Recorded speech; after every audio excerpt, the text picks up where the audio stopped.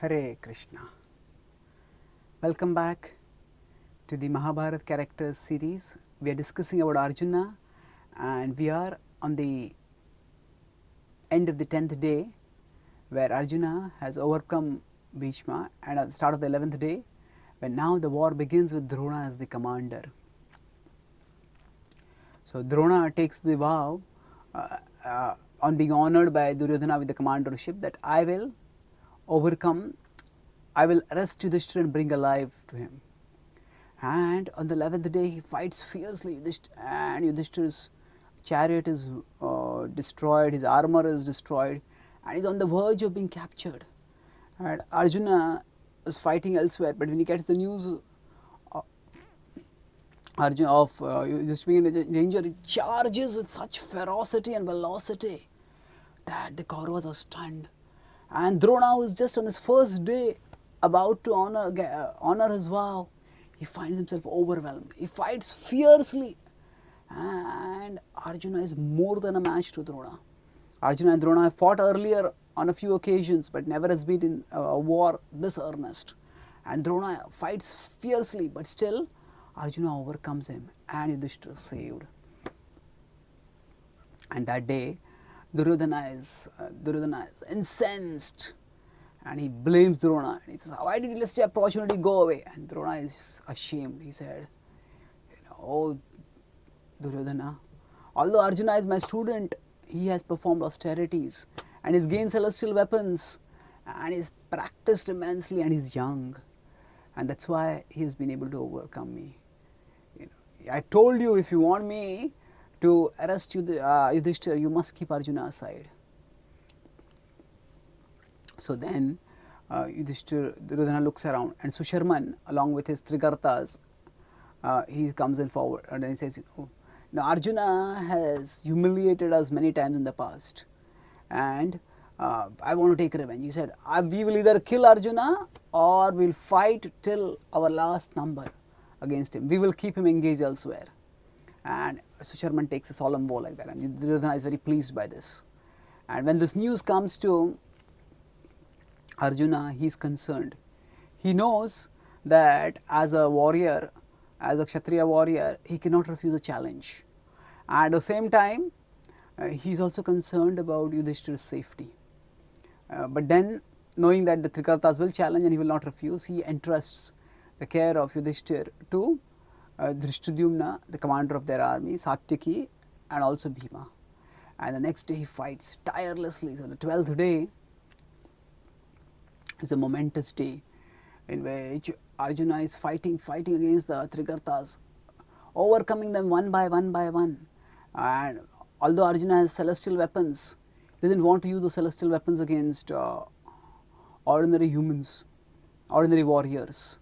And so he tirelessly fights and overcomes the Trigartas one by one, and slowly one by one arrows are coming in endless stream and the Trigartas are being overcome. And in the other part of the battlefield, the war is going on in immense fierceness.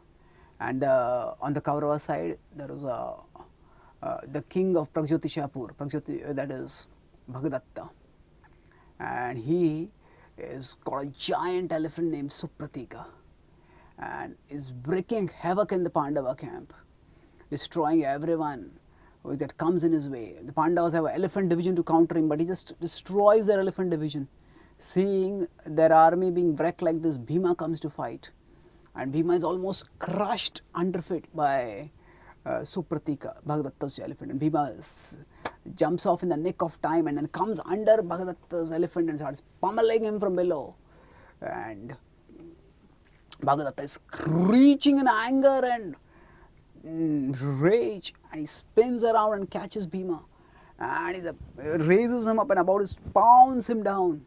Bhima decreases his body and falls off and again starts pummeling Bhagadatta. Now his creatures are going all around in the meanwhile, and these are heard by Arjuna. Arjuna turns towards Krishna and says, "O Krishna, that barbarian king's elephant is formidable and he cannot be stopped. He's wreaking havoc in our camp. I think I must go and stop him." So Krishna agrees and he turns his chariot. At that time the Trigartas again challenge him and Arjuna is perplexed. He cannot refuse the challenge. At the same time he knows that he is needed elsewhere.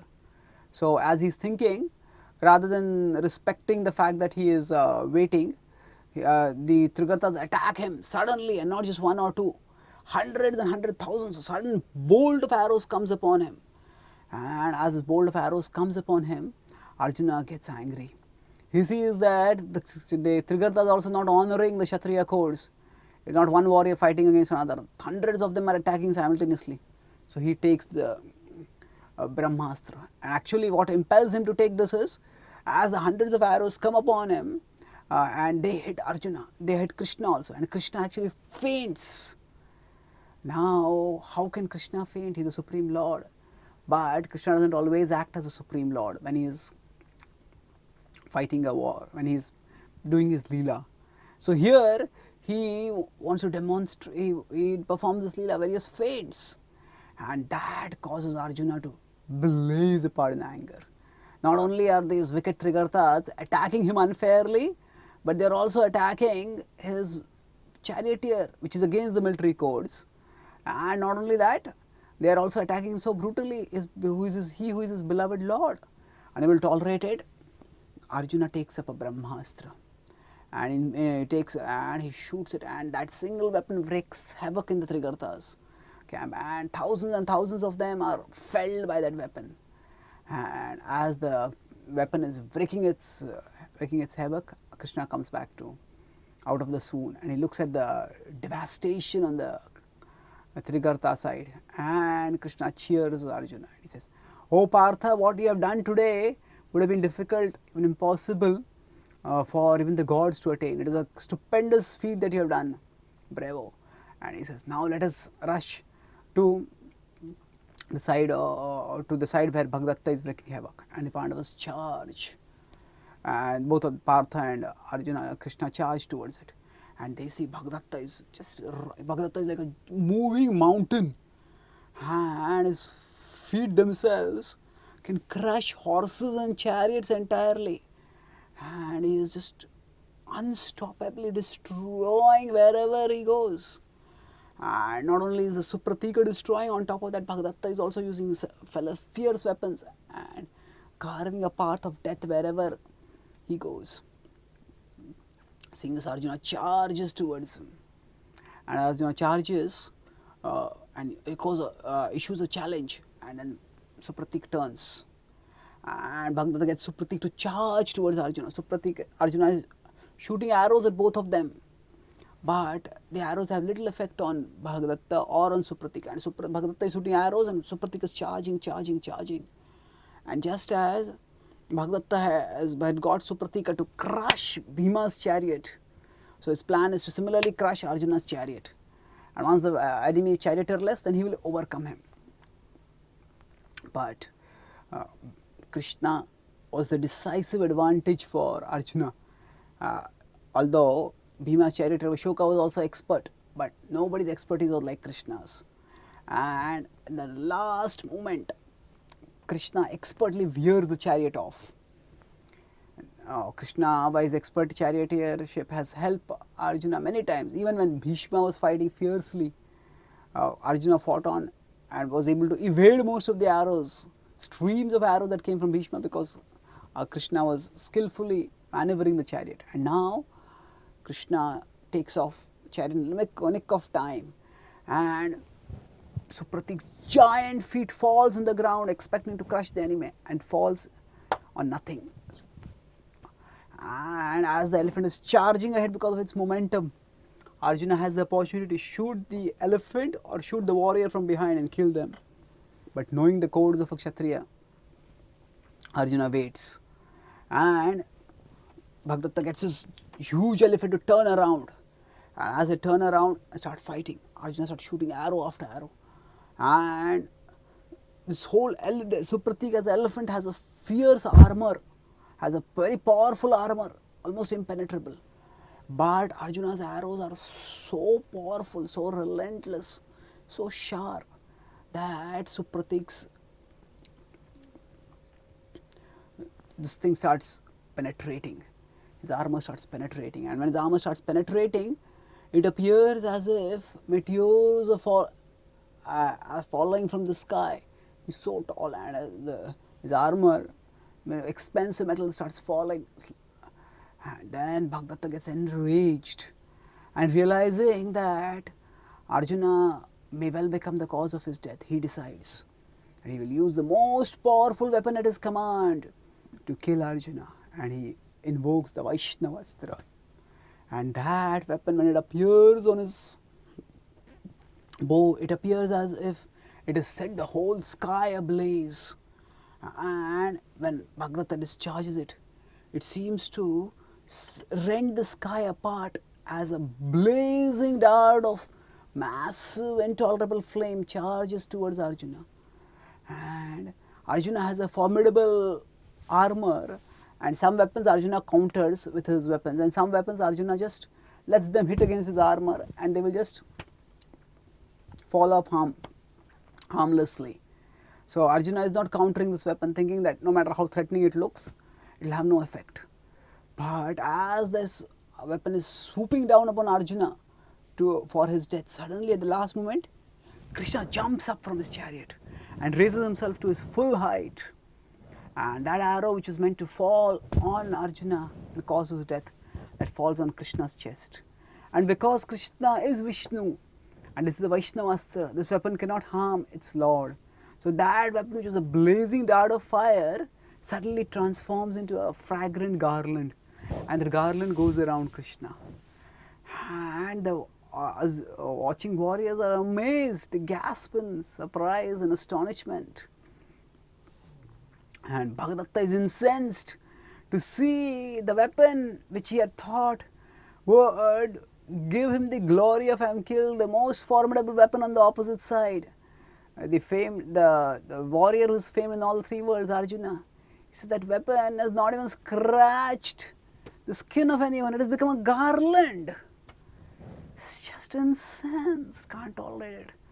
And on the one side, now Arjuna is also mortified. He says, okay, Krishna, you are a charioteer, you are acting as a charioteer, and the charioteer's duty is to protect the warrior if the warrior is in danger. Your intervention I would have understood if I had been unconscious and you were taking me to safety. But here I am in full possession of my senses, and yet you have intervened. How is it that, O Krishna, you who know the best of dharma have acted in this way? So Krishna turns towards Arjuna and speaks gravely. Know, Partha, that this weapon was so powerful that it could have killed Indra or even the immortal Shiva. Actually, there is Sadashiva who is in the spiritual world, at the border of the spiritual material world, who is eternal. But there is Rudra in this world who is not eternal. So Arjuna Krishna is referring to that. And now Arjuna, look at it, could have killed Indra? What kind of weapon is this? The question is evident on his face. And looking very grave, Krishna replies that actually long ago, this Bhagadatta is actually the son of Naraka.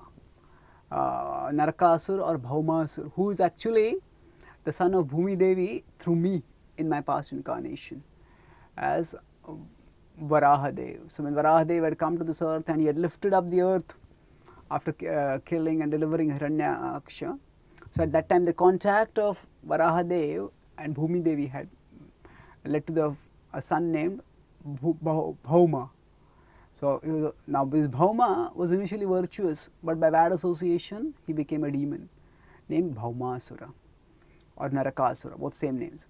And then long ago, when Vishnu was sleeping, resting, and then he was about to wake up, Bhumi Devi came with her son, and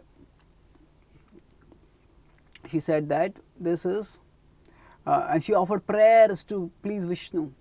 And when Vishnu got up and was pleased after hearing the prayers, he said, what can I give you as a blessing? And she pointed to her son Bhauma, and she said, please grant him an infallible dart.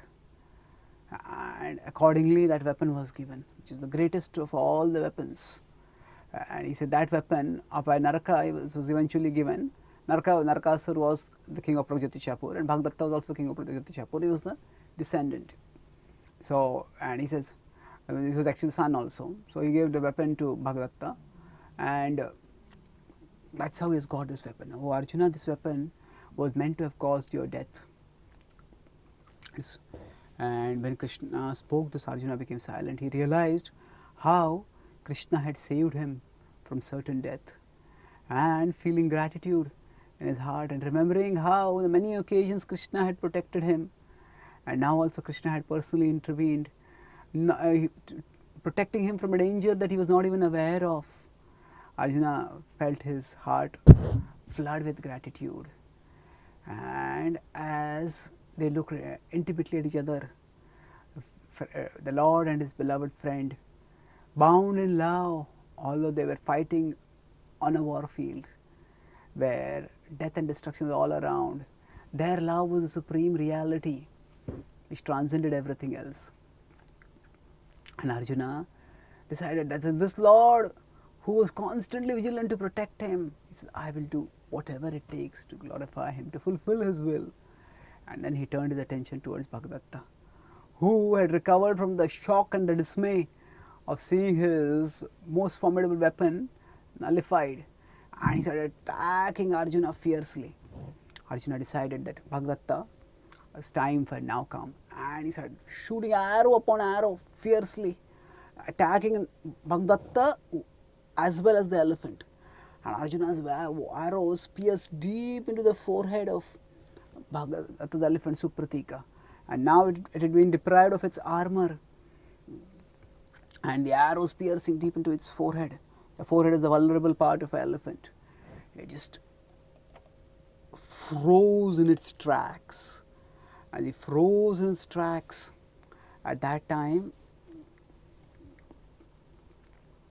Bhagdatta tried to goad him from above fiercely to get him to move forward, but the arrows had pierced him, causing mortal wounds, and Bhagdatta, far from moving, and started falling. Now Supratika started falling, and as Supratika started falling, Bhagdatta realized that he would get crushed under his own elephant, and he immediately jumped off his elephant. But Arjuna, expertly shooting arrows at Bhagdatta, shot arrows with such unerring accuracy that by the time Bhagdatta fell off the elephant onto the ground, his two arms, his two legs, his torso and his head had fallen in different directions. And this way Arjuna attained a great victory, exhibiting his formidable skill against a formidable warrior and his formidable carrier, the elephant, Supratika. And after this victory on the 12th day, Duryodhana was disconsolate, and Duryodhana turned towards Drona, and by the end of the day he said, "Oh Drona, how is it that our army is being destroyed like this? You had said that you will arrest Yudhishthira, and you have not arrested him. Why is it like this?" So Drona became angry, and he said, "I have told you that Partha is a formidable warrior, and we can only endeavor, but results are determined by destiny, and the Lord of destiny is in the chariot of Partha. What can we hope for?" So this was Krishna's good fortune, Arjuna's good fortune, that the Lord of destiny was by his side, not just by his side, but he was striving for his well-being, striving for his prosperity and success, and Arjuna was unstoppable. And on the 13th day, again Arjuna was challenged by the remaining Trigartar, and Arjuna was sidetracked. And as he was sidetracked, Drona, after Arjuna had been taken away, rearranged his army, and he formed the Chakravyuha. And knowing that nobody else could penetrate the Chakravyuha, Yudhishthira sent Abhimanyu inside. We will discuss about Abhimanyu's valor when we talk about Abhimanyu later. But Abhimanyu went inside, fought single-handedly, and was ultimately killed, wounded brutally by 6 Maharathas and killed by a 7th. And when the Pandavas, shouts and roars and conches and drums of victory came about, the Pandavas knew that Abhimanyu had fallen. And Yudhishthir as well as his brothers were shaken, horrified at what had happened. They wondered, how will we face Arjuna? What will we tell him? Abhimanyu was loved by all of them, but he was Arjuna's beloved son. That day Arjuna had fought a formidable war, overcoming the Trigartas. And as evening fell, he came back. And as he came back, he started feeling some fear, some inauspicious, something is wrong has happened, something inauspicious has happened. And as he was thinking like this, he looked around at his army and he found that none of the soldiers were ready to meet eyes with him, none of his warriors. They were all looking away as soon as he would come, as he would look at them. And he saw that there were no celebratory welcoming music and bands going on over there. As he returned, there seemed to be a morbid silence in the Pandava camp. And Arjuna looked at Krishna and he said, Krishna, I think my heart is filled with misgivings. Why is everybody avoiding looking at me? Why is such terrible silence in our camp? Has some calamity happened? Krishna consoled Arjuna. He said, "O Partha, do not worry unnecessarily. If at all anything has happened, some minor reversal may have taken place." Arjuna tried to take heed of Krishna's words, but still his heart was shaken. Now, Krishna himself sets an example that there is no need to aggravate bad news. And although Krishna could have conveyed the news, Krishna waited. He wanted Arjuna to be with his loved ones, with all of them to comfort him when he would hear this news. And that's why Krishna spoke like this to Arjuna. Do not worry. Arjuna tried to keep calm, but still the sense of misgiving was growing deeper and deeper. And as he came near the main camp of the Pandavas, where they would meet after the day's war, suddenly the doubt that was nagging at the back of his mind came to the forefront. He had heard while he was fighting his war, fighting fiercely against the Trigartas, that Drona had formed a Chakravyuha. And he knew that apart from him and Krishna, nobody else knew how to penetrate to Chakravyuha except Arjuna, except Abhimanyu.